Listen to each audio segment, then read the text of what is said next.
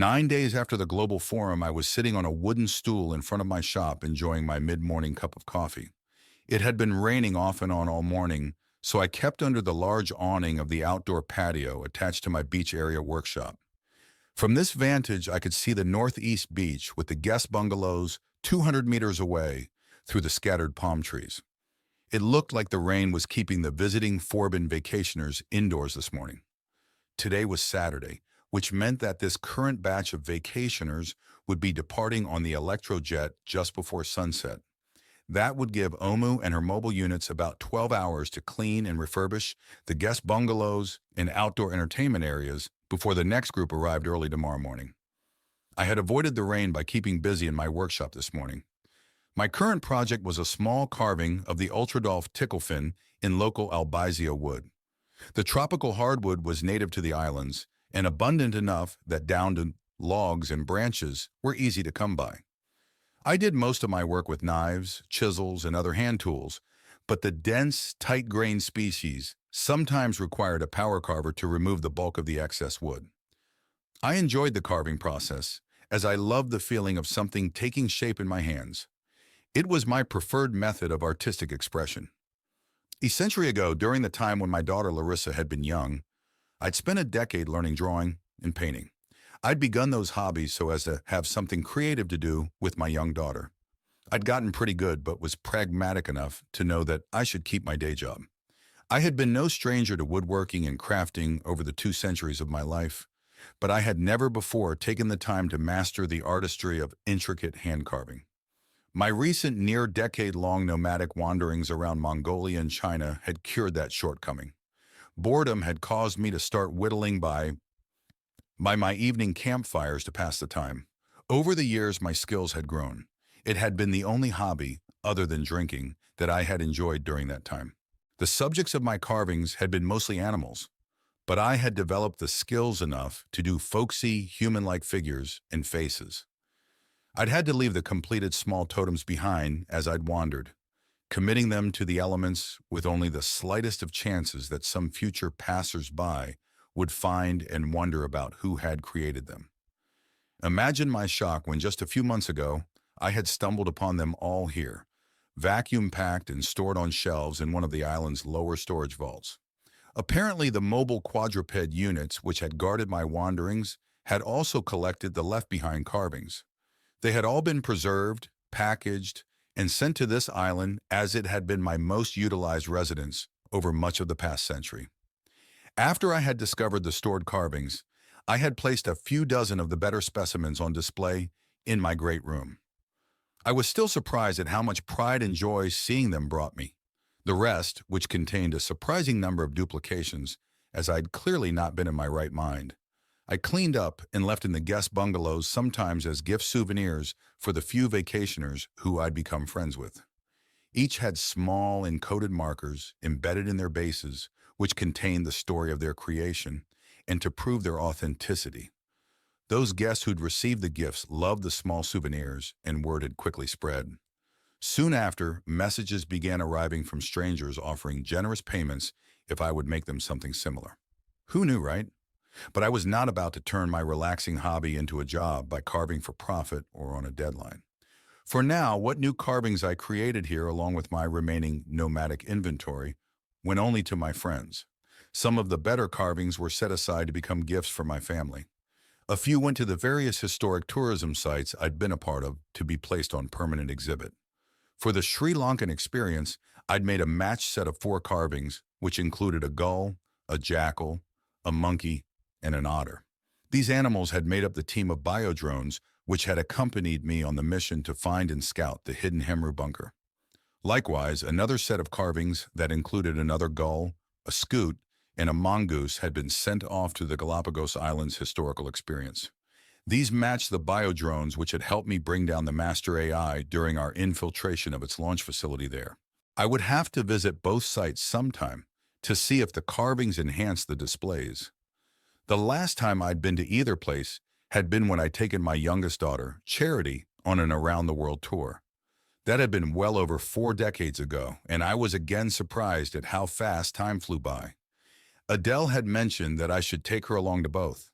She wanted me to recap my experiences at both places and record my insights and recollections. I deferred for now. Maybe I would visit those places again. I had promised to bring her if I did. My coffee mug was nearly empty, and I was about to get back to work on the Ultradolph carving when I noticed one of the vacationers walking this way along the hard surface path. It was an older woman, but I could not see her face clearly due to the umbrella she carried. Normally, the vacationers kept their distance, as it was known that I liked my privacy. But to be honest, I didn't mind the occasional chat if I was not too busy. This slow, calm, and rainy morning fit that category perfectly.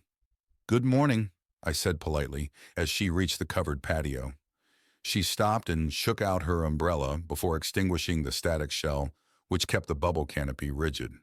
It popped like a soap bubble, and she collapsed and stored the slim handle in her pocket.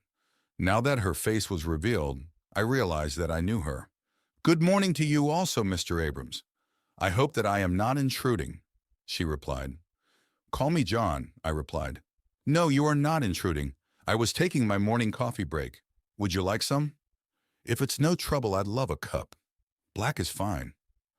I got up and stepped inside the large open front of my workshop and headed to where the kitchenette unit was located. Luckily, I had made a full insulated carafe earlier, so my visitor would not have to wait for the brewer. I filled a clean cup for my guest and added a fresh splash to my own. Returning to the patio, I motioned her to take my stool while I sat on the large stump I sometimes used as a makeshift low bench. She sipped the coffee and smiled. "This is good, thank you." "The beans are locally grown," I explained. After a pause, I added cautiously, "I remember you. How are you doing, shift leader Zabel?" The last time we had met, I had restrained her struggling body as Omu drugged her unconscious. She had been the shift leader on duty in the Forbin control room when we had infiltrated the complex and taken temporary control of the experimental data center. "I'm doing well, John. Please call me Z. I wanted to stop by and tell you in person that this island vacation has been great. It's completely removed all the urges I've kept for revenge." She said the last with a smirk, so she must have noticed my nervousness. "Well, I'm glad," I said with amused relief. "I'm also still sorry we had to manhandle you like we did when we borrowed your facility. It was certainly not fair to you." "Yeah, I was pretty pissed right after your raid, but finding a hefty monetary bribe, settlement offer, already in my inbox helped. Then after 18 months of listening to returning vacationers singing praises about this place, I decided to bury the hatchet and come see for myself what your island was like." "Well, I'm glad you came and glad you are over your hurt," I said sincerely. "Yeah, it all turned out well. No lasting harm, either to me personally or to humanity overall, due to an accidental Forbin emergence. I guess we were lucky on both accounts. Although in our defense, we did put a lot of thought into how to pull off the experiments in a safe manner. In the end, it's looking like the data we extracted will save us from the assemblage," I stated confidently. "I, for one, think the risk was worth it." She nodded at that. We continued to chat politely while we finished our coffees. She had simply wanted to thank me for allowing the Forbin personnel to use my island. I confided in her that I found I enjoyed the guests coming here. Even though I planned to only offer the vacation service for a few years, I was seriously considering extending the offer to other groups in the future. Maybe the visits would be on alternating weeks instead of every week, though, to give me a mix of privacy along with the intrusions. I said as much to Z, who thought that was a great idea. She even added a few suggestions of her own. One of these was to have someone here in charge of activities and entertainment. I'd already thought of this, and her bringing it up only reinforced that the idea had merit. Maybe I could get one of my younger offspring, or someone who had freshly passed their BM to take the job. Full room and board on a tropical island would be a great starter job, and the excitement of youth would stimulate the likely older guests who would want to come on vacation. As we warmed to each other, I learned that her first name was Adis. I loved the exotic name, but she didn't and preferred the nickname Z. She was on her second shell and had celebrated her first century birthday just a year before. She confided that she loved her work at the complex. Her work had just the right mix of relaxing drudgery along with enough intermittent danger to keep her interested and alert. I also found out that she had been more than just a little thrilled at the experiments Ux and I had run at the complex. I'd been pushing for more interactive experiments for years. Maybe not quite as interactive as the one you performed, but a bit further than we had gone in the past, she admitted. Do you think what we did will lead to a lessening of the current safety procedures? I asked, curious and maybe a bit worried. Possibly. They are studying a few changes right now, but they will move very slowly and cautiously. There are still too many risks from a runaway emergence to do otherwise, she replied. I was glad to hear that, as thinking about the place still made me nervous. She continued, It's too bad the facility is stationary. If we could move it to within close proximity to the enemy Ark, I bet the full active processor array would fry their controlling AIs almost instantly if we could somehow link them up. I chuckled. Yeah, I bet it would. That would be quite a thing to see. Maybe we could miniaturize it. I don't know how. The processor modules are already as dense and compact as we can make them, she explained. You'd also need nearly the full lattice to have a large enough evolving sentience to overpower and dominate the enemy's viral defenses with the speeds required. We talked of less weighty things after that and soon finished our coffees. Z rose to depart and surprised me with a quick hug when I moved to politely shake her hand. Thank you, Jon, for everything, she said before heading back down the beach path. It had stopped raining, so she did not have to reset her umbrella. I watched her for a while. It was clear that either my bold actions had made fans or my vacation offers were gaining me good karma. I'd take either reason, as it was always nice to have friends. I put the mugs into the kitchenette's reducer and got back to work on my carving. My hands were soon busy shaping the wood while my mind roamed, thinking of other things. Not only was I still mulling over the testimony and debates from the recent global forum, but also I was wondering what Hannah had so urgently wanted to see me about. I'd spoken with her a few days ago and we had scheduled a visit. She was insisting on a face-to-face meeting, so I would soon be leaving to travel to her current location. Tomorrow, just after noon, when the Electrojet had finished ferrying the next batch of vacationers to Heels in the Sand, I would be using it to travel to Old Utah, the location of Hannah's current isolation lodge. I would be going alone, as Adele had left the island a few days ago and had not said when she would be returning. She had wanted to meet with a few of her history friends and had also wanted solitude to do some final writing and video composing on the story she was working on about me. We were still getting along just fine, though, and I smiled thinking of the goodbye she had given me before she had left. As I said, it was good to have friends. At 1340, I was sitting in the middle of the Electrojet's passenger cabin as it flew north-northwest and approached the southern coast of the Arabian Peninsula. Ohmu was in the front galley, preparing me a light lunch. I'd be calling it supper, as I intended to be horizontal and zonked out shortly after consuming the meal.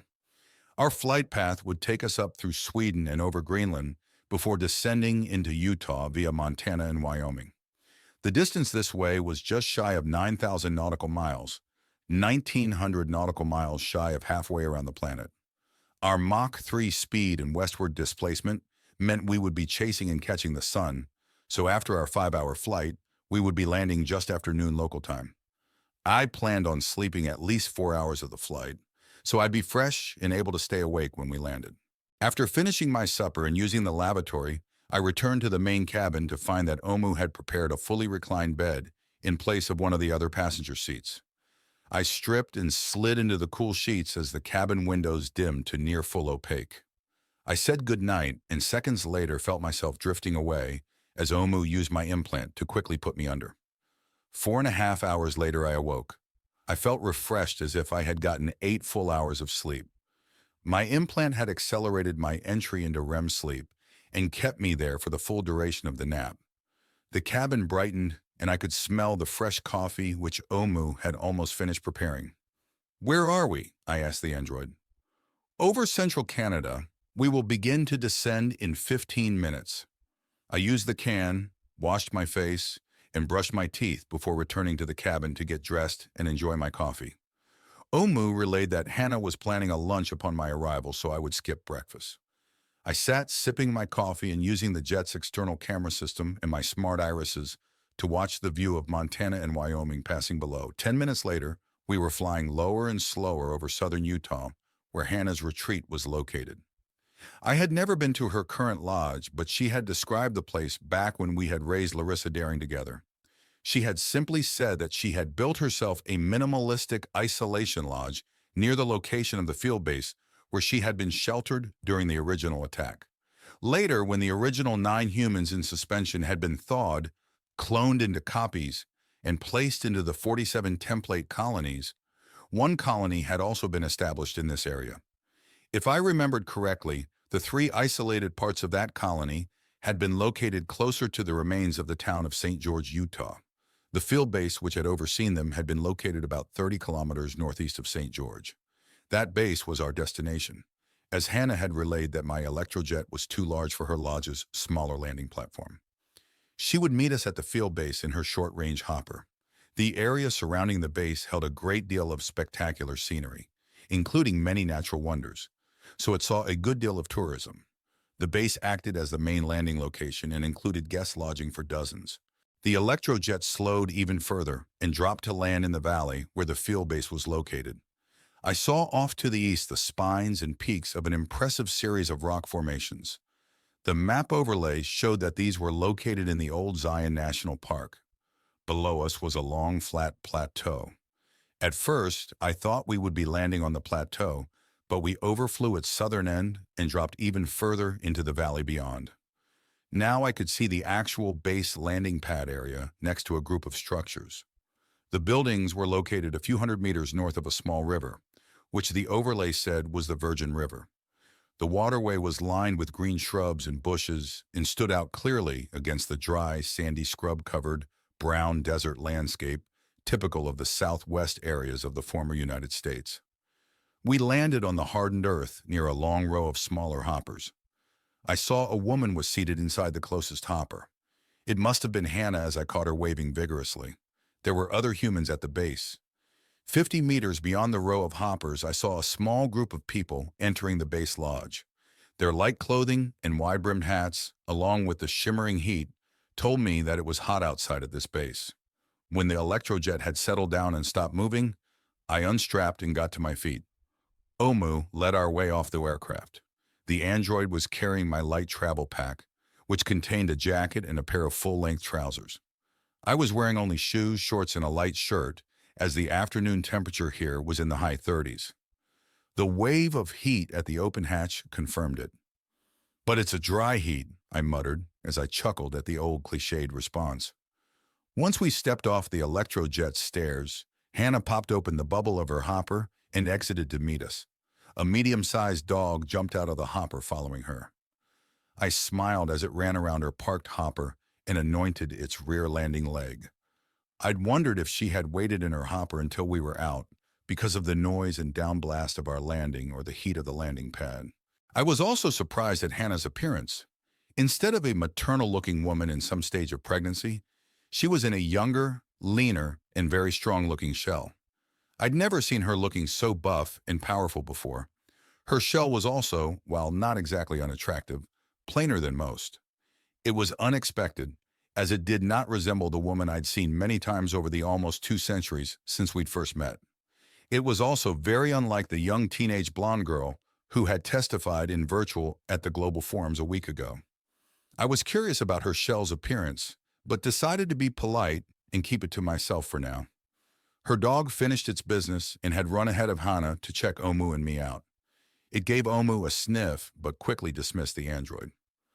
I was far more interesting to the dog, and its tail began thumping as he sniffed my legs. I bent down and let it sniff my hand in greeting. "Hello there, fella. Who's a good boy?" It woofed back. "Hello, man. I be a good boy." I had heard the dog's translation in my implants. It did not surprise me that the dog had an augment, as most pets did these days. It made them so much easier to take care of. I had had a few dogs over the centuries, but they had gone with my kids as they moved off. I stood up as Hannah reached us. "Hello, John and Omu," she said. She gave Omu a quick handshake before embracing me in a strong hug. She had never felt as comfortable with my android friend as the other humans I had known. I think it was a holdover from her traumatic past. As expected, her tough-looking shell felt solid and strong. She also felt cool and dry, which answered my question about why she had remained in her hopper up until now. "Hello, Hannah," I said politely. She must have caught my involuntary glance at her shell as we broke apart. "Yes, I look strange. I'll tell you why later. For now, let's get out of this heat and into my hopper." She gestured us towards the small aircraft. It was only a two-seater, but it had a larger cargo area behind the seats. Her dog easily hopped into the back area, and Omu climbed in with it. I took the co-pilot's seat, leaving the pilot's seat for Hannah, in case she preferred to fly manually. We strapped in and the bubble hatches closed and sealed. The cabin fans increased to maximum, blowing cold air to purge the cockpit of the heat it had gained during our entry. The clear canopy also dimmed as the window tinting increased. I looked back and saw Hannah's dog sitting on his haunches and with a happy, tongue-lolling look on its muzzle. Omu knelt beside it. The android flashed a quick, panting dog expression across her illuminated facial features. I rolled my eyes at the android and turned back to the augmented dog. "What's your name, buddy?" "Woof, woof, woof. I'm not buddy. I'm Misty." "I like Fly." "I bet you do, Misty. You look like such a good boy," I said, causing the dog's tail to thump wildly. Hannah definitely was the pilot as the hopper vaulted skyward before its engines had fully spooled to their takeoff revolutions. I grunted as we accelerated both up and to the west, barely avoiding the other parked aircraft. After we reached 100 meters, she tilted us around and circled the field base. We leaned over to observe the guests frolicking in the large open-roof swimming pool enclosure. "It looks like the base has a decent amount of guests," she commented as we observed the small crowd of humans lounging below. Some of them waved as we flew over. The hopper banked around again to the west and began to climb. As we rose above the high mesa to the north and the distant hills to the south, I could make out the glint of structures a dozen kilometers ahead. I asked Hannah what the buildings were. "That is the post-reset town around where Old St. George used to be. After you took the Earth back from the enemy, the template colony residents who lived near here expanded and merged into one community. Some of them decided to build homes, and they chose the location just up ahead. They constructed a small dam near where the Santa Clara River met the Virgin River and began to grow greenhouse crops and gardens. A few thousand still live in the general area at various times of the year, when they are not off in their isolation lodges," she explained. "You originally grew up near St. George, right? Did you build your isolation lodge there?" I asked. "Yes and no, John. Yes, I grew up in the suburbs of the old city. No, I built my lodge to the northeast of the field base, about 30 kilometers in the other direction. You've heard of Zion National Park, right?" "Yes, I had never visited the park before the reset, but I think I remember pictures. It had a bunch of narrow, winding sandstone canyons, right?" I replied. "Oh, yes, and so much more. I took advantage of the choice real estate and built my lodge." "Well, I'll let you see for yourself once we get there." We were now circling around and much higher. The river was still visible below. On a grass-covered area on its banks, I spotted a small herd of mule deer. "Woof! Deer!" Misty had clearly spotted them also. Hannah smiled at her dog and leaned over to me. "He can be a chatterbox. Don't be afraid to set your filters to only allow emergency input through from him if it gets too much for you." I just nodded. So far I was fine with the dog speak. Now we were flying level and heading due east of the base at just over 1,000 meters above the river. The spectacular rock formations and mesas I'd seen upon landing were now ahead and to the north at about a dozen kilometers distance. Many were clearly taller than we were currently flying. 10 kilometers ahead, the Virgin River made a bend to the northeast. When we reached that point a few minutes later, Hannah steered the hopper to follow it. Now I could see that the high peaks and mesas were on each side of the deep river valley extending ahead of us. "Wow, is this the old national park?" I asked. "Yep, the old park boundaries began back where we made our turn. Below us right now was the location of a larger park campground. I'd camped there often when I was a kid. Ahead, the Virgin River Gorge forms the real gateway to the park. Your map overlay has the old names of all the geographic landmarks in the area if you're interested. We're heading for the area known as Angel's Landing, about 8 kilometers straight ahead." She flew the hopper level, which brought us closer to the rising valley floor and cascading river below. We were also now well below the level of the rocks and spires to each side. Ahead, I could see a mesa with sheer rock cliff sides. A massive rock formation was to the east of the river gorge. The map overlay referred to this feature as the Great White Throne. From the name, I guessed that was where she had built her lodge, but that turned out to be wrong. Our destination was close, though, to the northwest of the throne and just across the narrow river gorge.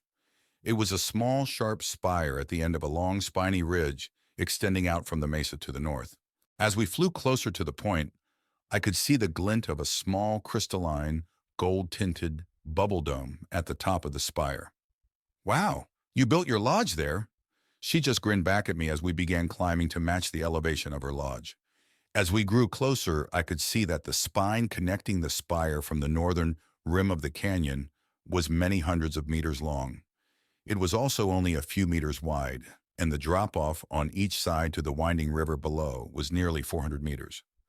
The Virgin made a nearly 300-degree curving turn around the spire upon which Hannah had built her lodge. This gave her amazing views in every direction. The best was to the south, where her perch faced the massive white throne feature. I was awed at the scale of the place. The spire is named Angel's Landing. The ridge connecting it to the cliffs to the north was actually a famous hiking trail back in the days of the national park. In fact, it was one of the top-ranked hiking trails in the country, she explained. The hopper was closer to her lodge now, and we circled around to take it in. As she had described long ago, it was small and minimalistic, with a gold-tinted crystalline sphere, 6 meters in diameter, sitting on a poured stone pillar, about 3 meters tall by 3 meters in diameter. The pillar looked to be firmly embedded into the rock at the top of the spire. Ringing the gold sphere was a near-circular, egg-shaped walkway which varied in width from about 1.5 meters at its narrowest to about 3 meters at the wider portion, which faced away from the spine of the ridge. I could see through much of the walkway, which meant that it was constructed of a crystal or clear polymer material similar to the main sphere shell of the lodge. A dozen meters to the north of the Golden Lodge and centered on the narrow rock spine extending towards the mesa was a 5-meter diameter hopper pad. Hannah began guiding the hopper towards this landing pad, which looked far too tiny to land on. The virtual windsock in our overlays was barely fluttering, and we approached without incident. I'd hate to try landing here in a gale. Hannah bumped us onto the platform, which I saw through the lower part of the bubble canopy was a perforated grid mesh. This allowed her to keep the fans powered as she slowly slid the hopper 50 centimeters closer to the center of the pad. Once we were in position, I saw her activate a switch. "Magnetic couplings activated. We are locked down, John." We unstrapped ourselves and waited until the bubble hatches opened. I was very happy to see that a meter-high safety fence had risen around the edge of the landing after we had landed. Still, I climbed carefully out of the hopper while avoiding looking down through the open grating underneath the aircraft. Misty jumped out carefully and slowly walked across the grating to the walkway leading towards the lodge. The grating holes were smaller than her foot pads, but they still must have been uncomfortable. Omu handed me my travel case and climbed out herself. We followed Hannah towards the walkway leading to her lodge. This spine was where the main hiking trail ran between the spire and the mesa. You can still see the old rusted remains of the heavy post and chain safety railing below the landing platform, she explained. "Does it bother you to have built your lodge on such a popular hiking spot?" "Not really. The old park gets a tiny fraction of the visitors now as compared to back before the reset. And if anyone wants to hike out here, they are welcome to use my exterior balcony. I've even replaced the safety chain railing leading back to the old trailhead." "See?" she said, pointing off behind us. I walked around the hopper to the north. Sure enough, along the top of the spine was a long length of stainless steel safety chain. The chain was supported on stout steel rods anchored deep into the stone of the spine. I saw that they were also illuminated at night with small emitters. This made sense in case Hannah needed to escape from her lodge after dark. I also wondered if Misty used the trail to do his business, as there were areas where it widened to 12 meters. It looked safer than I had first imagined, but I would still hate to make the trek in windy or icy conditions. I spotted a small outdoor toilet unit further down the spine. I was impressed that she had provided the accommodations for any hikers, and it probably kept them from whizzing off her balcony. I made my way back to the south side of the landing platform, where a narrow walkway led to the base pillar of the lodge. This portion had a solid paved walking surface and decent guard railing on each side, so I was much more comfortable. I stopped halfway to the lodge just to take in the view. To each side of the walkway was an almost vertical plunge to the river valley below. Wow! Hannah gave me a moment before gesturing towards her lodge. At one side of the round base pillar was a stairway that spiraled around, providing access to the clear balcony circling the spherical lodge above us. There was also a heavy security door embedded into the pillar itself. My lodge has a second entry from the walkway above, but I normally use this lower entry, Hannah explained as the security door cycled open. Inside the base pillar was a circular space just shy of 3 meters in diameter. The floor was of solidified earth, as were the walls.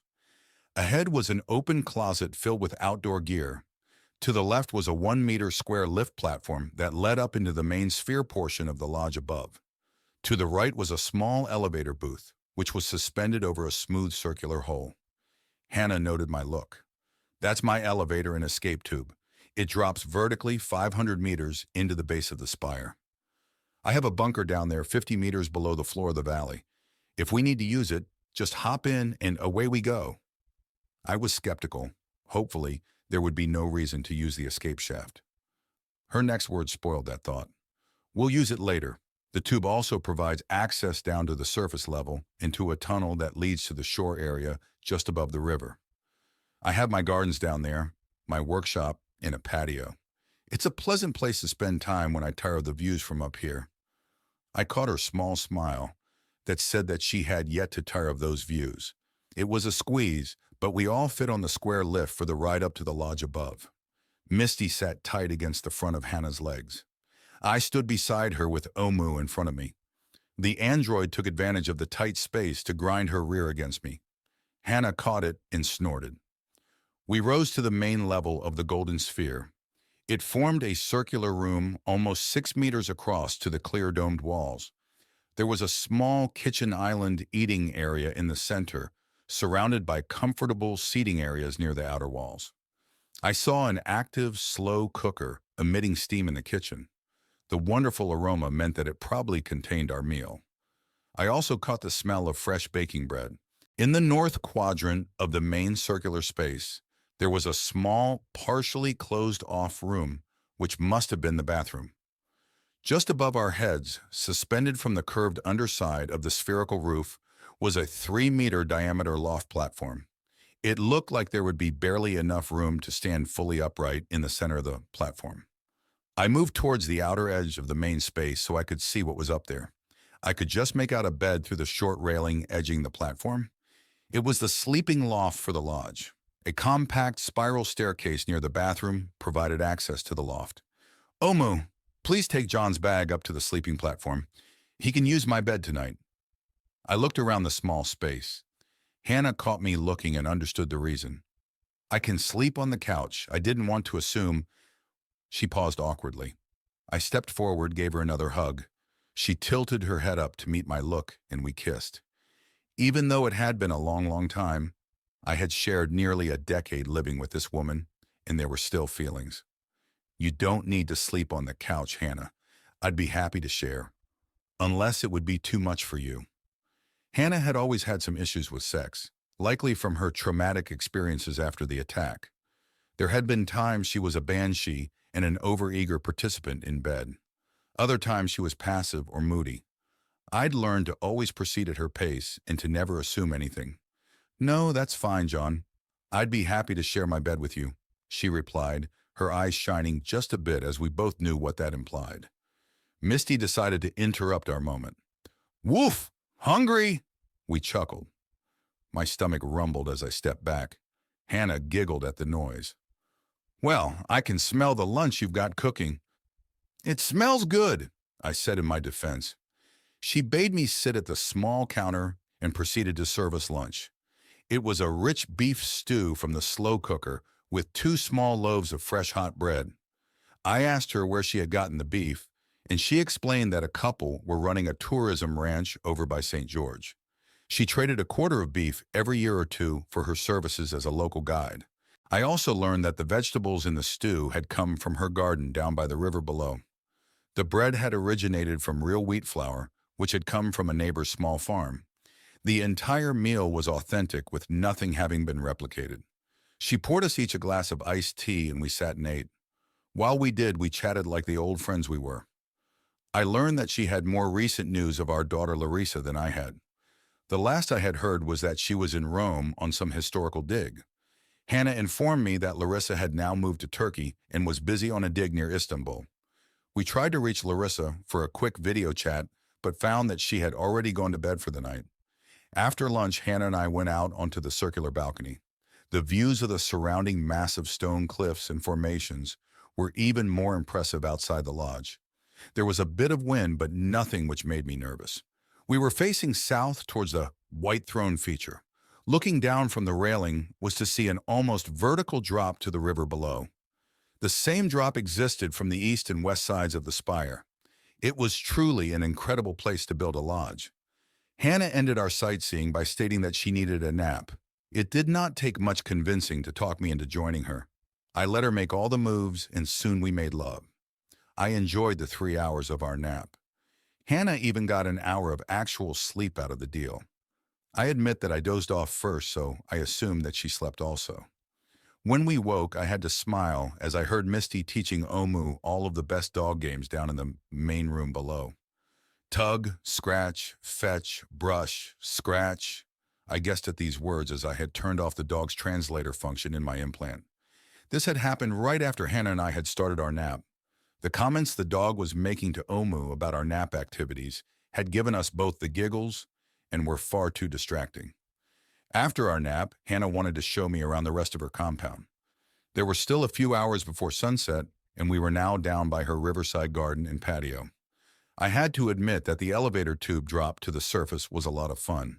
She and I rode together, and I held her tight as the pod was released to free fall over 300 meters to the surface level stopping point.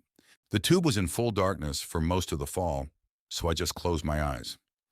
After falling for about 6 seconds, the magnetic brakes engaged and brought our pod to a smooth stop at the surface access level. When the pod hatch had opened, I saw we were in a wide rectangular chamber hewn into the solid rock inside the base of the spire. As we exited the pod, I caught her grinning. She admitted that she usually let the drop platform fall in a much more controlled manner. She only let it free fall when she had the rare guest to impress or terrorize.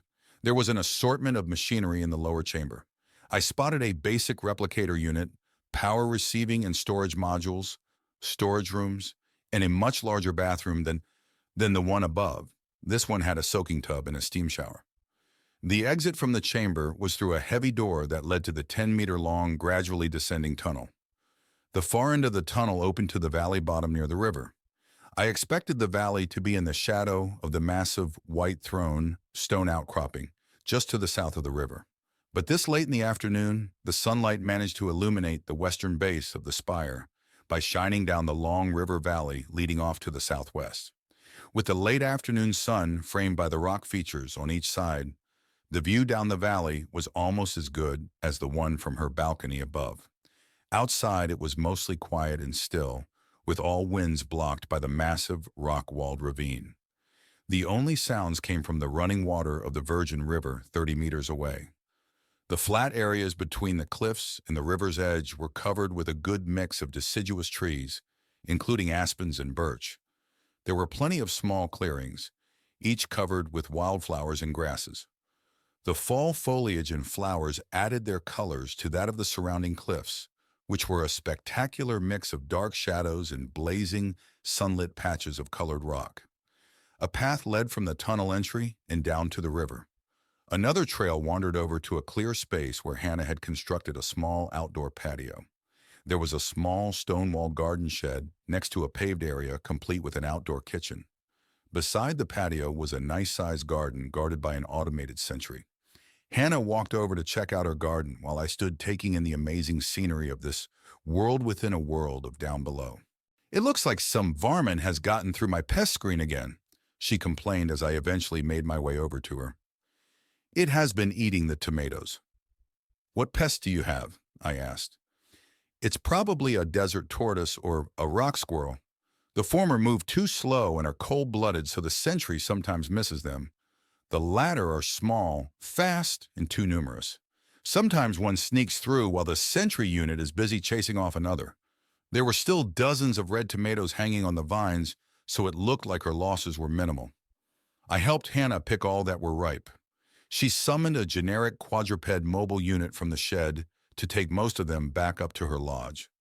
With the garden chores now done, she led me over to a small patio area which had a long stone seating bench covered with an outdoor cushion. I took a seat. There was a fire pit with logs stacked nearby.